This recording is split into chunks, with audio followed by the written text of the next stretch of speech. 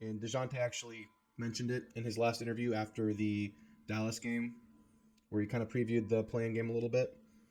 He mentioned Valančiūnas and how this guy is often an afterthought on this team, or forgotten, or not on like the typical fans scouting report. Valančiūnas has kicked the Spurs' ass several times throughout his career, especially recently. It's a big, big test for Jakob. Because Valančiūnas can do everything inside, but he can also hit the three. It makes him an extremely unique, dangerous weapon.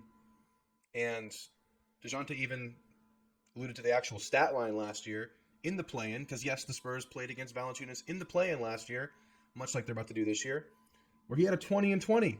20 points, 20 boards. I mean, that cannot happen. Spurs have had plenty of rebounding trouble this year, and I typically blame that on the forward position being undersized within the Spurs rotation. The center cannot get a 20 rebound or anything close to that kind of performance if the Spurs want to have a chance. So I'm going to put a lot of this game on Jakob Poeltl. And I've been happy with Jakob's progression and development, but I often wonder if of all the Spurs' young tools, he is the one that has truly hit his ceiling.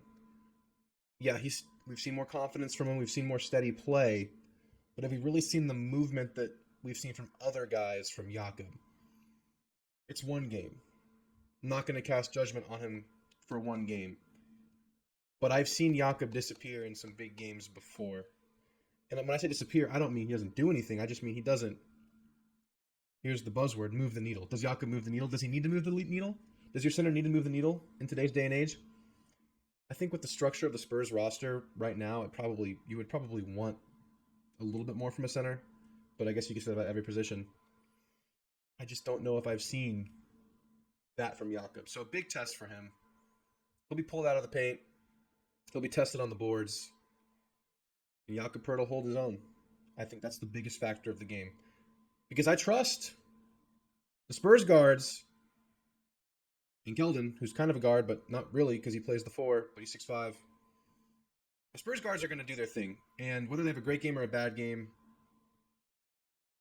I know they're going to put in the effort and make their plays. I've become confident in DeJounte, Keldon, Devin. I'm also very confident in CJ McCollum. I think, as far as keys go, it's going to be limiting other things, because I think CJ is going to come up big in this game. I think CJ is a great player. He's a great scorer. It's very hard to stop someone that is that good of a scorer. I mean, he can score from anywhere. He's a 3-level scorer.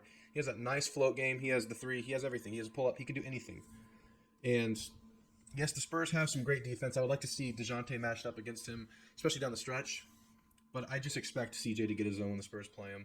I expect CJ to get his own when he plays anybody. He's a great scorer. You have to take advantage from the other side of the ball because he's undersized, not the best defender. You just need the Spurs guards to do their thing, and I think they will. Like I said, I think Valančiūnas is the single most important player for the Spurs to handle.